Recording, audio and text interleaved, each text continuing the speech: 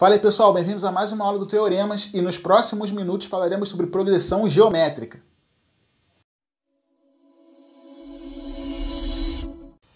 Beleza, pessoal, já tem uma aula aqui onde eu falei sobre progressão aritmética e aí agora uma outra sequência que a gente vê também no nível médio e é muito importante é a progressão geométrica, beleza? A progressão aritmética, ela é formada, cada termo aí é o seu antecessor mais uma constante.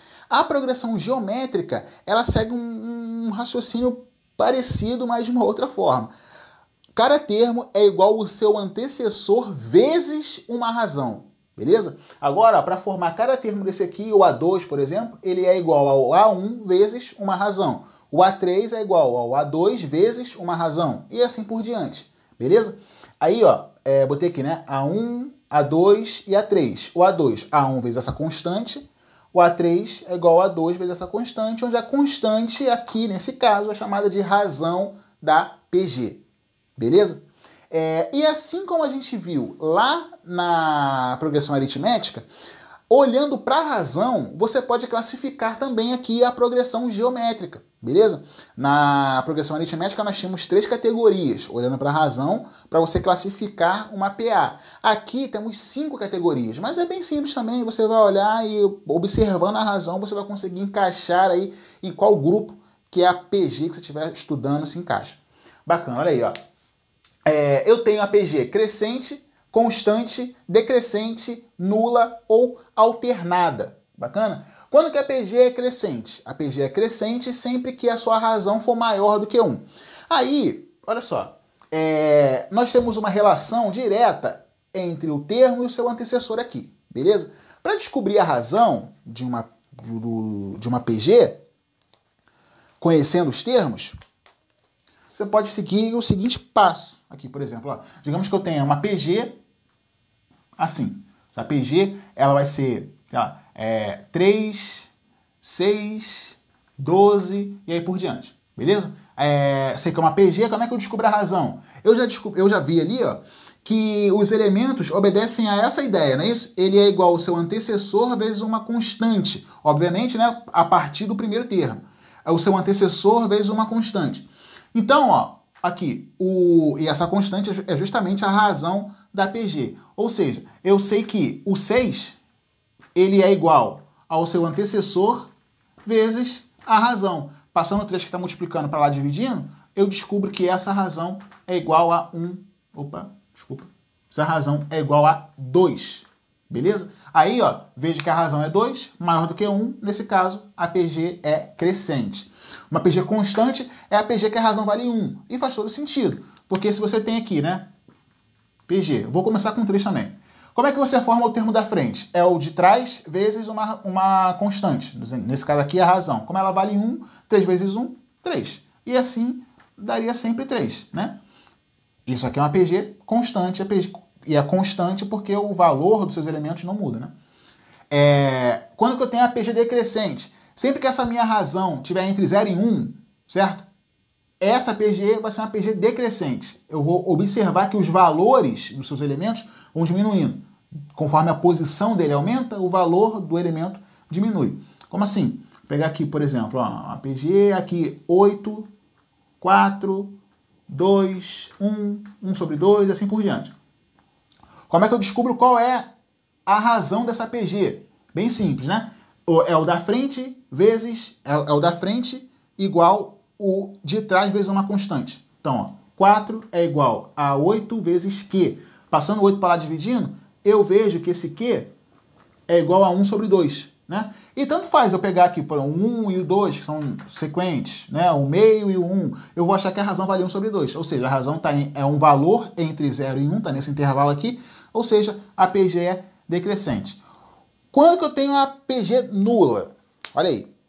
A PG é nula quando a razão é igual a 0 e eu só posso afirmar que ela é nula de fato se a razão for 0 e o A1 for diferente de 0. Bacana? Porque se o A1 for 0, independente da razão, os outros termos também serão 0, certo? Então ela pode ser também uma PG constante. Bacana? essa razão poderia ser 1, beleza? Os elementos não mudam, aí eu não posso definir, bacana? Mas agora, sabendo que o A1 é diferente de 0, aí a partir dele os outros elementos são 0, eu posso garantir que essa PG é uma PG nula, uma PG de razão 0, bacana? E uma PG alternada, também tem livro que chama de PG oscilante, é quando eu tenho uma razão negativa, certo? Por exemplo, se eu pegar aqui o menos 1, menos 1 não, botar o menos 2, tá? Menos 2. Menos 2. Aí eu falo que o A1 é 5, o A2 é menos 10, o A3 é 20, o A4 é menos 40, e assim vai. Tá vendo que o sinal muda? O sinal vai trocando? Positivo e negativo, positivo e negativo. O sinal vai alternando. É uma PG alternada. Beleza?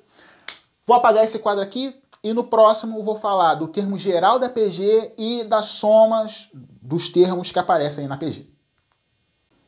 Muito bem, pessoal. Depois de ver essa parte envolvendo as razões aí, né? Como que você pode classificar a PG olhando para a razão e tal, e como encontrar a razão sabendo a sequência dos números aí, né, que formam essa PG, um passo importante é a gente estudar o termo geral dessa PG, certo? Que é uma relação que te permite calcular, permite descobrir aí qualquer elemento dentro dessa sequência, conhecendo o A1 e a razão. Bacana? O termo geral é esse aqui, a n é igual a A1 vezes Q elevado a n menos 1. Tá? Com essa formulinha você descobre quanto vale, qual é o valor aí, né, dos termos que aparecem que formam essa PG. Aí coloquei aqui de exemplo, olha, qual é o sétimo termo da sequência 2, 4, 8 e tal. Coloquei aqui, né, uma sequência de potências de 2, para ficar mais fácil da gente ver, e só focar realmente na aplicação da fórmula. Olha aí, o A1 vale 2, né? Quanto vale a razão? Para eu descobrir a razão, basta que eu pegue, né, números na sequência e divida, não é isso? A razão, então,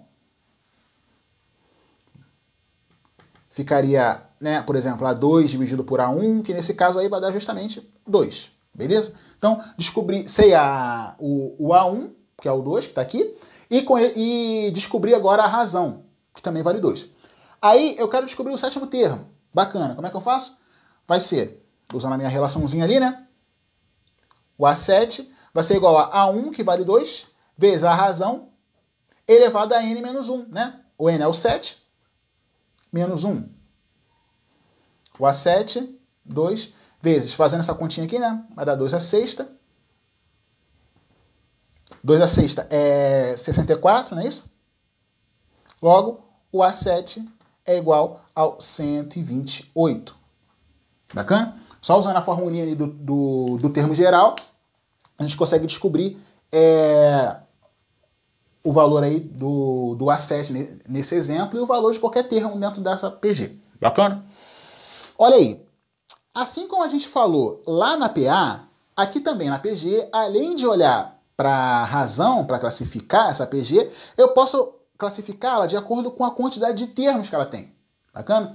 Se é uma PG que tem uma quantidade definida de termos, é uma PG finita. Se ela for uma PG que tem uma quantidade indefinida de termos, é uma PG infinita. Bacana? Como eu falei lá na PA, repare que uma PG grande não é uma PG necessariamente infinita. Bacana? Uma PG de 100 mil termos, uma PG grande, mas ainda assim ela tem uma quantidade definida de termos. Certo? A PG infinita é aquela que a quantidade de termos cresce indefinidamente. E para cada caso desse aí, eu tenho uma fórmula que me dá a soma dos termos dessa PG. Se eu tenho uma PG finita, a fórmula que me dá a sua soma é essa aqui. A soma dos n termos aí é igual a A1 vezes Q elevado a n menos 1 dividido por Q menos 1. Bacana? Onde esse Q pode ser qualquer valor aí, certo? É a razão. Aí, exemplo, como é que eu aplico isso? Vou usar de exemplo essa sequência aqui mesmo, tá? Vamos dizer aí que eu quero a soma dos 7 termos, tá? Já vi ali quanto é que vale o 7, né? Então, ó, 7 termos. O A1 vale 2, né? Já vimos aqui que a razão também vale 2. São 7 termos. 7 menos 1 dividido por 2 menos 1. 2 é a razão, né? Vai dar 2 vezes 2 à sétima, a gente já viu aqui, né? Que é 128. menos 1, 2 menos 1, vai dar 1, né? Então aqui vai ficar 127 vezes 2, isso vai dar 254. Bacana? Essa aí é a soma dos termos dessa sequência aqui, né? Dos 7 primeiros termos dessa sequência. Bacana? Legal. Aí, para terminar, para não ficar muito extenso, ainda tem outras relações importantes aí envolvendo a APG e tal. Assim como eu falei lá na PA, também você pode escrever os elementos da APG de formas particulares, de maneira que fique mais fácil de você fazer a conta e tal, enfim. Agora também tem a APG infinita. É aquela APG que a quantidade de termos cresce indefinidamente. Se essa APG for uma APG crescente, por exemplo, não tem como você calcular a soma dela, certo? Porque o valor dos elementos sempre cresce, então você vai somar e vai sempre dar um número que pode se tornar maior. Então não tem como você calcular a soma. Agora, existe um caso específico, um caso particular, que tem como você calcular a soma. Se você estiver analisando uma APG decrescente, olha aí, que a razão está entre 0 e 1, a soma ela vai convergir para um valor. O que você faz aqui, né? Quando tem uma APG infinita, para você calcular aí, né, a soma, o que acontece é que esse n tende a infinito, não é isso? Você vai calcular, na verdade, um limite. Um limite de n tendendo a mais infinito, né? Dessa relaçãozinha aqui, tá? Desse Sn, tá? Onde Sn é A1 vezes Q elevado a n, papá. Se esse Q for um número entre 0 e 1, certo? Se essa APG for uma APG decrescente, esse limite vai sim convergir para um valor, certo? De maneira que aí você consegue calcular a soma dessa APG, mas somente se a razão estiver entre 0 e 1, se for uma APG decrescente, tá? Se for qualquer tipo de APG, você não vai conseguir fazer isso, tá? Obviamente, se for uma APG nula, aí a soma, aí, independente se ela for infinita ou não, vai ser o primeiro termo lá, né? Mas enfim, bacana. Aí fazendo esse limite aqui, analisando que esse Q é um valor entre 0 e 1, essa fórmula vira isso aqui. Bacana? Porque se essa relação, se esse Q está entre 0 e 1, né? Se é um número que eu posso escrever assim, né? 1 dividido por 1K, beleza? Quando eu faço isso aqui, né? Tendendo a infinito, o que acontece é que esse K aqui embaixo vai tender a infinito. Fazendo isso, esse termo aqui, quando isso aqui tende a infinito, isso aqui vai para 0. Então vai ficar um A1 vezes menos 1, dividido por isso aqui. Eu posso tirar o menos daqui e inverter aqui embaixo, eu viro nessa formulinha. Essa é a fórmula da soma dos termos de APG infinita. Aí, exemplo. Digamos que eu tenha uma APG que o A1 vale 5 e a razão vale 1 sobre 2. A soma desses termos, né, é uma sequência que converge por um 5, 1 menos 1 sobre 2, que fazendo a conta aqui, passa, vai dar 10. Beleza? Aí o 5 sobre 2, 5 sobre 4, somando isso tudo aí, converge, chega próximo desse valor aí, que é o 10. Bacana? Né? 2 para 10. Beleza? Então, pessoal, vimos aí, né, o termo geral, como calcular a soma da PG infinita, da PG infinita e da PG infinita e tal. Existem outros pontos importantes, eu vou gravar outra aula falando sobre a interpolação de meios geométricos e essas formas de escrever os elementos de maneira que facilite a conta, tá? Outras relaçõezinhas também que nós temos aqui, tá? Entre os termos extremos e o central e tal, mas isso a gente vai ver em outras aulas. Bacana? Se essa aula te ajudou, deixe seu like aí, compartilha com seus amigos e tal. Qualquer dúvida pode estar em contato comigo por mensagem, pelos comentários aí, ou pelo Instagram, Facebook e tal. Beleza? Te aguardo nas próximas aulas. Um abraço e até a próxima.